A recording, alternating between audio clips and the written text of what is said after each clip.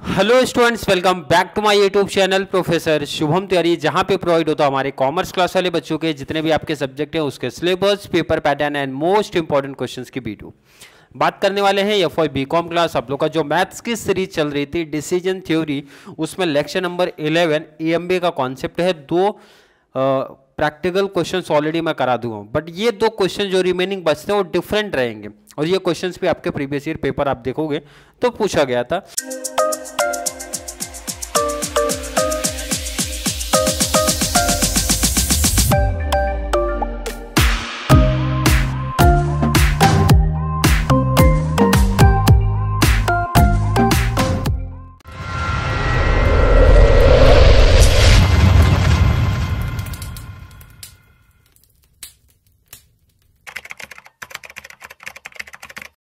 Different question है, इसकी पहचान कैसे पता चलेगी सर? तो देखो क्लियर पहचान है इसकी। A bakery man has observe the following demand pattern of a cake produced in his bakery. इसके पहले जो ईएमबी वाले कॉन्सेप्ट थे वो आप में को पे ऑफ टेबल दिया होता था। जो बच्चे रेगुलर क्लास देखते हुए आए तो उनको पता चलेगा पे ऑफ टेबल में course of action and state of nature दिया रहता था हमेशा। यहां पे लेकिन नहीं दिया है, तो इसका मतलब पे ऑफ टेबल बनाना पड़ेगा इस वाले सब में। और पहचान भी है सिंपल सा कि प्रोबेबिलिटी अपने को दिया होगा, दो मींस टेबल दिए रहेंगे जिसमें से पहला टेबल कुछ भी हो सकता है, ये तो क्वेश्चन के बेस पे डिपेंड होगा क्या दिया होता है। Number of cakes in demand, कुछ भी नंबर्स हो सकते हैं भाई, 20, 21, 22, 23 दिया है। और उसके बाद प्रोबेबिलिटी दी है चारों का। क्या क्वेश्चन आगे बोल रहा है? The cost of producing one cakes is ₹12 and the selling price is ₹20। मतलब एक केक को बनाने के लिए 12 रुपए कॉस्ट पड़ रहा है और उसको 20 में सेल कर रहे हैं पर cake. Use EMV criterion to determine how many cakes the bakery man should produce so as they maximize his profit. बहुत सिंपल क्वेश्चन है भाई, EMV क्राइटेरिया लगाना है आपको।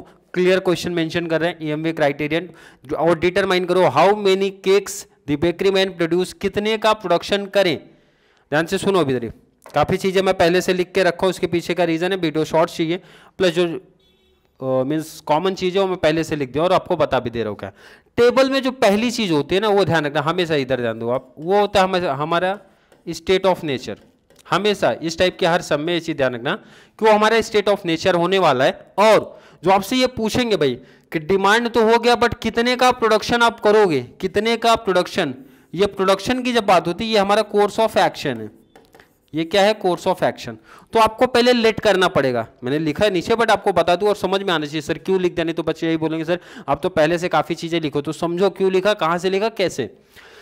मैंने बताया ये आपके स्टेट ऑफ नेचर, कितने स्टेट ऑफ नेचर आप ध्यान दो जरा, S1, S2, S3, S4, आगे होता तो 5 हो जाएगा, 3 है तो 3, मतलब जितने भी नंबर से उस हिसाब से चलना है। तो इसका मतलब ध्यान दो इधर, जितने भी स्टेट ऑफ नेचर होते उतने ही कोर्स ऑफ एक्शन होंगे। मतलब जितना भी आपके केक्स की डिमांड होगी उतने का प्रोडक्शन करना पड़ेगा।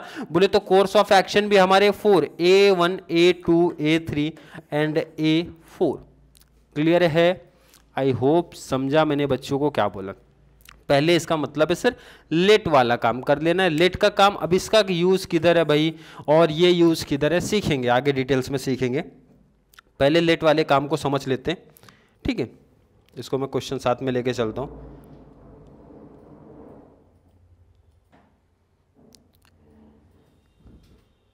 चलिए यहाँ पे जो डिटेल्स मैंने बोला था वो आपको लेट करना पड़ेगा। जैसे since the demand state of nature, जो आपका टेबल रहेगा मींस डिमांड था स्टेट ऑफ नेचर कितने फॉर 20, 21, 22, 23 वहां पे लिखे गए थे, वो लिख दिया मैंने।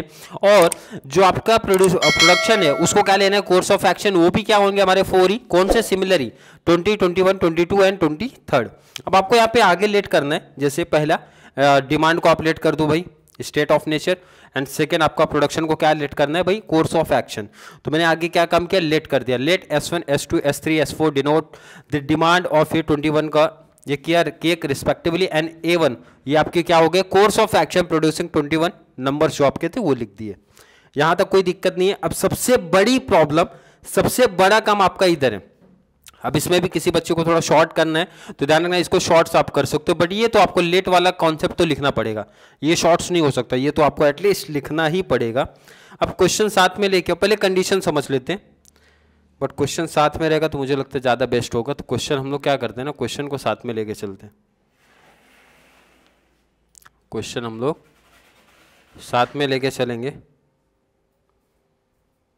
जिससे क्लियर कॉन्सेप्ट हो। और कंडीशन ही ये अगला स्टेप जो हम लोग करने जा रहे हैं सबसे इंपॉर्टेंट है ये समझना आपको। ये अगर समझ गया तो समझो ये टाइप आपको इजी समझ में आ जाएगा बहुत आसानी से। अब जो हमें पे ऑफ टेबल बनाना है, पे ऑफ टेबल के लिए ये कंडीशन लगेगी। कंडीशन क्या हो जरा ध्यान से समझो, यही कंडीशन के बोलूंगा सबसे मेन पार्ट है आपका इस सम का। कंडीशन फॉर पे ऑफ टेबल का क्या बोल रहे हैं, if demand is greater than production. अगर आपका डिमांड ज्यादा है प्रोडक्शन से, डिमांड ज्यादा है केस में ध्यान रखना, डिमांड ज्यादा रहेगा तो ये आपका प्रॉफिट का फॉर्मूला बनेगा selling price minus production price multiply production. आपका हो जाएगा क्या है, इस demand is greater than production तो प्रॉफिट का फॉर्मूला है selling price minus production price into production आपका हो जाएगा। लेकिन सेकंड केस ये है कि अगर आपका डिमांड इज लेस देन और इक्वल टू, ध्यान रखना लेस देन और इक्वल टू, अगर इक्वल है तो भी प्रोडक्शन से, तो प्रॉफिट का फॉर्मूला बनेगा selling price multiply demand. Selling price का मल्टीप्लाई डिमांड से होगा minus production price multiply production. ये सबसे इंपॉर्टेंट पार्ट था और इसी बेस पे अभी ये टेबल हमारा प्रिपेयर होगा। इसी बेस पे टेबल मैंने पहले से लिख के रखा है, क्या है, टेबल के पार्ट को ना थोड़ा सा छोटा करते हैं।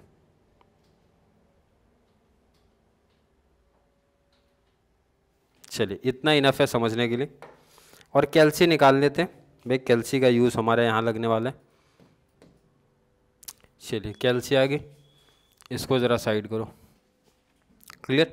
अब ये कॉन्सेप्ट समझो, ये कॉन्सेप्ट आप समझो, ध्यान रखना। इधर डिमांड अपना S1 S2 S3 S4 ये तो मैंने बता दिया था कि जो भी आपका डिमांड टेबल पहला कॉलम था वो अपना डिमांड हो गया। प्रोडक्शन सिमिलर चीज़ है।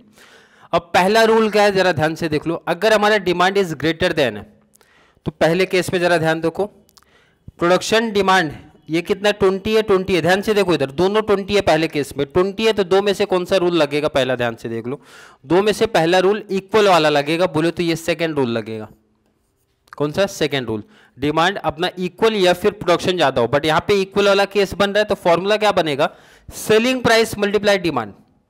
सेलिंग प्राइस क्या था, अगर ऊपर सब में ध्यान रखो तो 20, इसका मतलब आप यहाँ पे 20 वर्ड यूज कर सकते हो, multiply demand question table mention कर रहा है, माइनस प्रोडक्शन प्राइस कितना दे के रखा था, याद होगा कि नहीं, क्वेश्चन में 12 रुपए दिया था, मल्टीप्लाई प्रोडक्शन। अब ये फॉर्मूला ध्यान रखना मेंशन क्लियर करेगा। 20 इंटू डिमांड, 20 इंटू डिमांड कितना है, ध्यान दो इधर, डिमांड बोले तो ये वाला table state of nature, 20 into demand मतलब 20 इंटू 20 कितना हो जाएगा 400। क्लियर है ना भाई, 20 इंटू 20 2 2 4, कैलसी पे आप देख लो कितना हो गया 400। माइनस करना है 12 इंटू प्रोडक्शन, प्रोडक्शन कितना है, प्रोडक्शन कितना है देखो इधर, प्रोडक्शन बोले तो ये लाइन, ध्यान से समझो आप क्या बोल रहे हैं, प्रोडक्शन बोले तो ये टेबल कोर्स ऑफ एक्शन वाला और ये स्टेट ऑफ नेचर वाला है। तो 20 इंटू 20 कर लिया, आप साइड में लिख लिए 400 और उसके बाद क्या करना है, ध्यान रखना पहले इसको साइड में रखना है। 20 इंटू 20 कहां से आया, ध्यान रखना 20 इंटू डिमांड, डिमांड बोले तो 20 हो गया 400, साइड लिखो भाई 12 इंटू प्रोडक्शन कितना हो गया भाई 20 का, 12 इंटू 20 कितना हो रहा है 240 और वो कितना आया था 400, तो माइनस कर दो, माइनस 400 तो 160 आपका आएगा, तो ये हो गया 160, कितना हो गया 160। सबसे इंपॉर्टेंट ये टेबल ही है, ये टेबल समझना, दो में से कौन सा रूल लगेगा वो डिसाइड करेगा। नहीं समझा कोई प्रॉब्लम नहीं है, अभी आगे और एग्जांपल्स आप समझो। जब मैं ये दोनों को कंपेयर करता हूं 21 20 को, ध्यान रखो इधर 21 20, 21 क्या है मेरा डिमांड, डिमांड अभी ज्यादा है ना 21 है और ये 20 है, ध्यान से देखो इधर डिमांड 21, डिमांड ज्यादा, फॉर्मूला देखो demand is more than, demand is more than, तो ये फॉर्मूला लगेगा। ध्यान से समझो क्या बोल रहे भाई, डिमांड कितना, डिमांड ये वाली लाइन है भाई, तो ये डिमांड हो गया, ये प्रोडक्शन हो गया, तो पहले मैं A1 को सेटल करूंगा, तो ध्यान रखो A1 कितना 20 है मतलब प्रोडक्शन 20 है, ये 21 है 22 23, अब तीनों केस में ये बढ़ेगा, मतलब ये पहला रूल लगेगा भाई demand is greater than production है। तो पहला रूल क्या बोला है, selling price minus production. Selling price कितना था अपना, सेलिंग प्राइस अभी यहां मेंशन किया ना भाई 20 था, तो यहां नीचे आप लिख लेना 20 माइनस 12 मल्टीप्लाई प्रोडक्शन, तो ये तो सीधा 8 हो जाएगा, कितना हो जाएगा 8 माइनस किया तो 8 इंटू प्रोडक्शन करो, प्रोडक्शन कितना है भाई 20, तो कितना आएगा 8 इंटू 20, ये कितना आ जाएगा 160 कितना आया 160। फिर से आगे जरा बढ़ते हो, डिमांड कितना है 22, ये कितना है 20, डिमांड अपना ज्यादा है, डिमांड ज्यादा है तो पहला वाला केस लगेगा भाई, फिर से वही 8 इंटू प्रोडक्शन बोले तो 20 कितना आएगा 160, तो ये भी सिमिलर ही रहेगा 160। क्लियर, ध्यान से फिर से लॉजिक समझो भाई कैसे लिखे गए, नहीं समझ रहे आगे जरा फिर समझते हैं। डिमांड कितना है 20, अब प्रोडक्शन A1 सेटल हो चुका, ध्यान रखना। अब A2 की बात करेंगे, ये 20 ये 21, डिमांड अपना छोटा है, डिमांड छोटा मतलब सेकंड केस, डिमांड छोटा है सेकंड केस लगेगा। सेकंड केस क्या बोलता है भाई 20 इंटू डिमांड, 20 इंटू डिमांड, ध्यान से एक एक चीज समझो आप, 20 इंटू डिमांड, डिमांड कितना है ध्यान दो इधर 20, तो 20 इंटू 20 कितना हो गया 400, 400 माइनस 12 इंटू प्रोडक्शन, प्रोडक्शन कितना 21, 12 इंटू प्रोडक्शन कितना है 21, 12 इंटू 21 क्या 252 माइनस वो कितना आया था 400 माइनस किया तो 148 आया, 148। ध्यान से देख लो 20 इंटू डिमांड, तो 20 इंटू डिमांड, डिमांड कितना जरा टेबल दो 20, 20 इंटू 20 400 साइड लिख लिया उसको, फिर माइनस कर दूंगा 12 इंटू प्रोडक्शन, प्रोडक्शन कितना था 21, तो मल्टीप्लाई किया और डिफरेंस ले लिया वो यहाँ पे लिख दिया। आगे जरा ध्यान देते फिर से क्या है, डिमांड 21 प्रोडक्शन 21, 21 21 इक्वल है, इक्वल है तो भी यही रूल लगेगा, इक्वल वाले केस में भी यही रूल, इसका मतलब फिर से वही होगा भाई 20 इंटू डिमांड, 20 इंटू डिमांड करो, डिमांड कितना है यहाँ पे 21, तो 20 इंटू 21, 20 इंटू 21 किया 420 आ गया, इसको साइड लिख लो 420 minus 12 into production, 12 into production कितना है 21, 12 इंटू 21, 12 इंटू 21 माइनस करो कितना आया था अपना वो 420 माइनस किया माइनस 420 कितना आ गया 168। क्लियर है, फिर से जरा ध्यान दो, डिमांड कितना है 22, ये है 21, डिमांड ज़्यादा मीन्स ग्रेटर देन वाला केस तो पहला केस लगेगा 8 इंटू प्रोडक्शन, 8 इंटू प्रोडक्शन मतलब 8 इंटू 21, प्रोडक्शन देख रहे हो ना आप, 8 इंटू 21 कर लो कैलसी पे सीधा, 8 इंटू 21 कितना है 168। आगे वाले केस में जरा देख लो, डिमांड कितना है 23, प्रोडक्शन कितना है 21, डिमांड अपना ज़्यादा है, डिमांड ज़्यादा मतलब ये वाला केस, फिर से वही भाई 8 इंटू प्रोडक्शन बोले तो 21 करोगे 168 ही आएगा। क्लियर है कि नहीं, आगे का कॉन्सेप्ट, डिमांड 20, A3 22, 23, डिमांड अपना छोटा है प्रोडक्शन बड़ा, डिमांड छोटा है प्रोडक्शन बड़ा, तो ये फॉर्मूला लगेगा 20 इंटू डिमांड, 20 इंटू डिमांड मतलब 20, 20 इंटू 20 हो गया 400, उसमें से माइनस करो 12 इंटू प्रोडक्शन, प्रोडक्शन कितना है 22, तो 8 इंटू 22, 8 इंटू 22 कितना हो गया 176 माइनस 400 आ गया 224, कितना आ रहा है 224। ये टेबल इंपॉर्टेंट है, पे ऑफ टेबल कर लिया तो सब हो जाएगा, बस ये कंडीशन समझना है और टेबल कैसे प्रिपेयर हो रहा है वो जानना जरूरी है।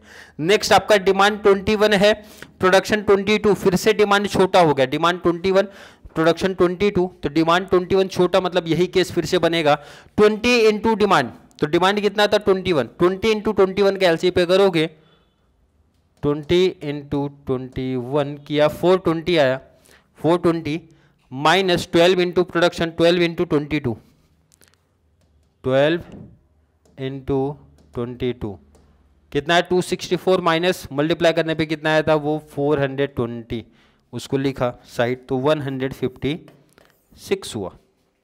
क्लियर, आगे जरा ध्यान दो, 22 22 इक्वल है तो भी यही फॉर्मूला फिर से बनेगा भाई, इक्वल वाले केस में भी यही फॉर्मूला है, 20 इंटू डिमांड, 20 इंटू डिमांड कितना था 22, 20 इंटू डिमांड कर दो, 20 इंटू डिमांड कितना है 22, कितना हो गया 440, 440 minus 12 into production, 12 into production कितना है 22, 12 इंटू 22 264 माइनस किया वो कितना आया था 440, 176 यही आया था, लिख दो उसको। लास्ट है आपका डिमांड कितना है 23, ये 22, डिमांड अपना ज्यादा है, डिमांड ज्यादा मतलब पहला केस बनेगा भाई 8 माइनस प्रोडक्शन, 8 माइनस प्रोडक्शन कितना 22, तो 8 मल्टीप्लाई 22 176। ऐसे ही सिमिलर लास्ट वाला टेबल रेडी करना पड़ेगा आपको। डिमांड 20, 23, प्रोडक्शन ज़्यादा है ना, प्रोडक्शन ज़्यादा है तो मतलब पहला केस बन जाएगा, सेकेंड वाला case 20 into demand, 20 into demand कितना 20, तो 20 इंटू 20 400, और फिर माइनस करो 12 इंटू प्रोडक्शन 12 इंटू 23, 12 इंटू 23 जो भी आया उसमें से आप माइनस करो 400, तो 124 का कितना 124 बनेगा। क्लियर है? आगे जरा देखो 21 है, 23 है, डिमांड छोटा है भाई, प्रोडक्शन बड़ा, फिर से यही केस बनेगा। 20 इंटू डिमांड मतलब 20 इंटू डिमांड बोले तो कितना होगा 21, तो आ जाएगा 420, कैलसी पे देख लो आप 420, माइनस 12 इंटू प्रोडक्शन, प्रोडक्शन कितना 23, 12 इंटू 20, 12 इंटू 23 कितना 276, माइनस 420 आया था ना वो 420, 144, 144। क्लियर है? नेक्स्ट 22, 23 फिर से ये रूल लगेगा भाई, 20 इंटू डिमांड मतलब 22, 440 आ जाएगा, माइनस 12 इंटू 23, 12 इंटू 23 जो भी आया माइनस कर दो 440, कितना है 164। लास्ट केस आपका 23 इक्वल का केस बन रहा है, इक्वल का केस तो भी यही formula 20 into demand, 20 into demand मतलब 20 इंटू 230, सॉरी 23, 20 इंटू 230 तो आ जाएगा कितना आ जाएगा आपका 20 इंटू 23 460 आया, minus 12 multiply production 12 multiply 23 276 minus 460 कितना 184। सबसे इंपॉर्टेंट पार्ट है ये, अगर कर लिया आपने तो आगे का कॉन्सेप्ट तो बहुत आसान है। सबसे इंपॉर्टेंट पार्ट आपका यही था, ये अगर आपका सेटल हो गया तो आगे का कॉन्सेप्ट इजी। अब करना क्या है, जरा ध्यान दो आप। आपकी ये जो प्रोबेबिलिटी दिया था 0.05, 0.25, 0.30, 0.40 कॉपी कर लो। 0.05 क्या था 0.05, 0.25,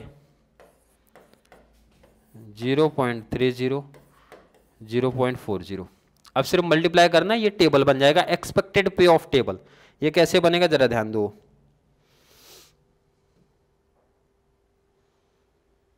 चलो एक एक टेबल को सेटल करेंगे हम लोग, किससे, प्रोबेबिलिटी से मल्टीप्लाई करके। 160 मल्टीप्लाई 0.05 तो आप कैलसी ले लो, 160 मल्टीप्लाई 0.05 क्या है 0.05, 8 आएगा। तो पहला आपको लिखना है 8, लिख दिया आपने। मतलब जो भी कोर्स ऑफ एक्शन है, मतलब चाहे इस तरीके से लेके चलो चाहे वर्टिकल फॉर्म में लेके चलो, तो हम लोग सीधा लेके चलते। 160 मल्टीप्लाई 0.25 तो आप लिख दो 160 मल्टीप्लाई 0.25 कितना है 40। 160 मल्टीप्लाई 30, 160 मल्टीप्लाई 30 कितना है 48, तो आपको लिख देना 48। तो नेक्स्ट आपका 160 इंटू 0.40 तो कितना आ गया 64। क्लियर है? यहाँ तक किसी बच्चों को दिक्कत नहीं, सिर्फ मल्टीप्लाई का कॉन्सेप्ट चल रहा है। चलिए सिमिलर आपको A2 को सेटल करना पड़ेगा। A2 148 मल्टीप्लाई 0.05 तो 148 मल्टीप्लाई 0.05 कितना आ गया 7.4। Next 168 multiply 0.25, 168 multiply 0.25 42। नेक्स्ट आपको करना है 168 मल्टीप्लाई 168 मल्टीप्लाई 0.30 50.4। लास्ट आपका 168 मल्टीप्लाई 0.40, 168 मल्टीप्लाई 0.40, 168 मल्टीप्लाई 0.40 कितना है 67.2। A1 हो गया। A2 सिमिलर ही आपको क्या करना है A3 को भी लेके चलना है। क्या रहेगा आपका A3? A3 क्या है 224 मल्टीप्लाई 0.05, 224 मल्टीप्लाई 0.05 कितना है 11.2। नेक्स्ट 156 मल्टीप्लाई 0.25 कितना आ गया 39। Next 176 multiply 0.30 52.8। नेक्स्ट जब बात करेंगे 176 मल्टीप्लाई 0.40 70.4। सिमिलर आपको A4 के साथ चलना है। A4 124 मल्टीप्लाई करना है भाई 124 मल्टीप्लाई 0.05 कितना आया 6.2।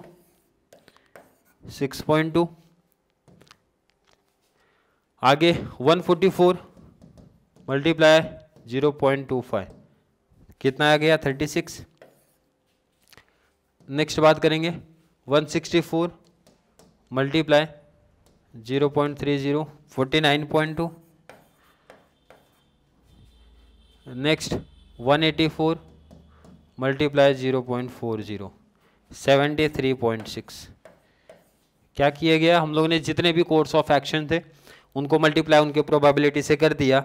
अब लास्ट एक काम करना है भाई, एएमबी में क्या करते हैं, प्रोबेबिलिटी से मल्टीप्लाई करके सबका टोटल लिया जाता है, किसका, कोर्स ऑफ एक्शन का। तो ये स्टार्ट होगा इधर से कुछ इस फॉर्म में, ठीक है। तो इसको हम लोग यहाँ पे रखते हैं और टोटल स्टार्ट करते हैं। 8 प्लस 40 प्लस 48 प्लस 64 कितना आ गया 160। तो आपको यहाँ टोटल लिख देना है भाई 160।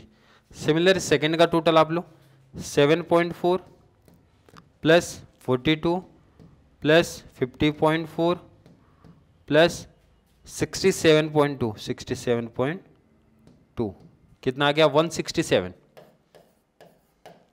नेक्स्ट अपना टोटल आएगा 11.2 प्लस 39 प्लस 52.8 प्लस 70.4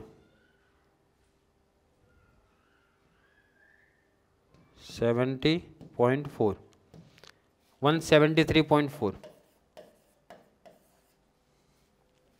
क्लियर है। चलिए लास्ट 6.2 प्लस 36 प्लस 49.2 प्लस 73.6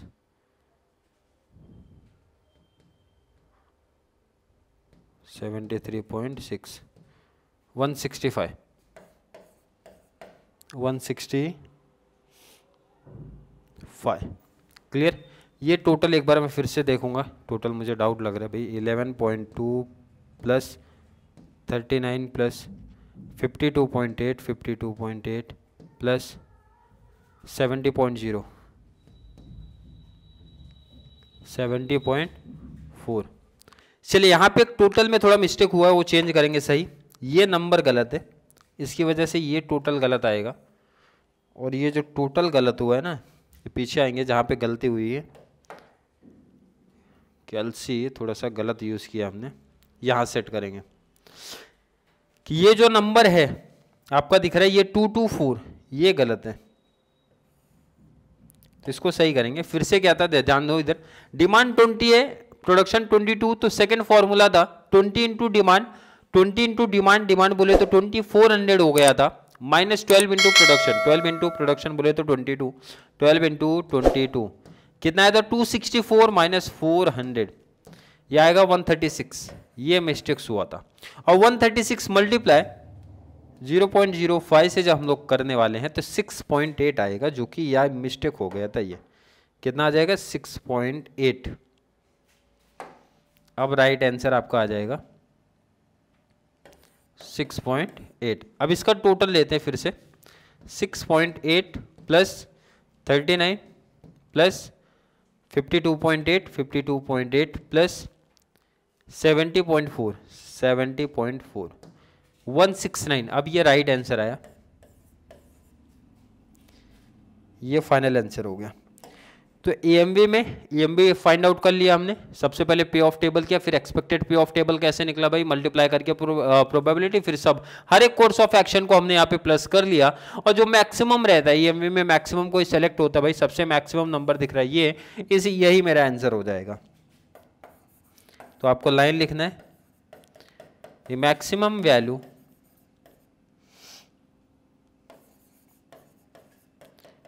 कितना है 169, therefore the best course of action, therefore the best course of action is A3। कौन सा है A3, और A3 पे कितना था नंबर, अगर ध्यान दो इधर, ये तो अपना 20 था, 21, 22, तो ये 22 विथ 22 केक्स रिस्पेक्टिवली, ये हमारा क्या हो जाता है, ये हमारा फाइनल आंसर हो जाता है। आई होप हर एक बच्चे को समझा होगा। EMV के इस कॉन्सेप्ट में क्या किए थे हम लोग ने, पहले तो क्वेश्चन इसका काफ़ी डिफरेंट है, क्वेश्चन में पहचानने में कोई दिक्कत नहीं होने वाली। अब आपको ये समझना है मतलब जो हमने कंप्लीट कॉन्सेप्ट किया, पे ऑफ टेबल बनाना है, तो पे ऑफ टेबल के लिए हमें ये कॉन्सेप्ट चाहिए था, ये कंडीशन चाहिए था। कंडीशन क्या था, ये कॉन्सेप्ट मेन, इसी के ऊपर मुझे लगता है सम चलता है। ये अगर क्लियर है तो कंडीशन, ये कंडीशन के बेस पे टेबल, अगर आपने पे ऑफ टेबल बना लिया तो आगे का कॉन्सेप्ट, आगे की कहानी हमारे लिए आसान हो जाती है, क्योंकि प्रीवियस हमने 2 क्लास में वो चीज़ देखी है कि भाई अगर पे ऑफ टेबल हमारा बना है तो आगे के कॉन्सेप्ट हम लोग कैसे करने वाले हैं। तो आगे का कॉन्सेप्ट हमारे लिए बनेगा, सबसे इंपॉर्टेंट ये चीज़ ध्यान रखना, ये स्टेप ही है, ये स्टेप्स अगर समझ में आया होगा, इसके लिए कंडीशंस पढ़ लो भाई, कंडीशंस पढ़ के टेबल प्रिपेयर करना सीख लो। क्लियर है कि नहीं है? अगर अभी भी डाउट कन्फ्यूजन कोई रह गया होगा तो जरूर नीचे कमेंट में मेंशन करें, अदरवाइज एक और क्लास में लेके आने वाला हूँ सिमिलर इसी टाइप के सम की, ऐसे ही कॉन्सेप्ट करना है। तो उसका टेबल में कन्फ्यूजन जो बच्चों को हुआ रहेगा सर कैसे प्रिपेयर किया, तो वो कॉन्सेप्ट में फिर से क्लियर करा दूंगा, जाके 2 सम्स में मुझे लगता है इनफ हो जाएंगे इस टाइप के सम्स को प्रैक्टिस करने के लिए। क्लियर है? आई होप हर एक बच्चे का कॉन्सेप्ट क्लियर होगा। फिर भी डाउट कन्फ्यूजन अगर रह जाएगा तो भाई जल्दी से मेंशन कर दो। क्लियर है कि नहीं? ताकि नेक्स्ट वीडियो में और प्रॉपर वे में लेके आ जाऊं, जिससे हर एक बच्चे का कंप्लीट कॉन्सेप्ट क्लियर हो जाए। तो चलिए मिलेंगे अगली क्लास में, जहाँ पे हम लोग बातें करने वाले हैं इसके एक और क्लास के बारे में। तब तक के लिए थैंक यू सो मच।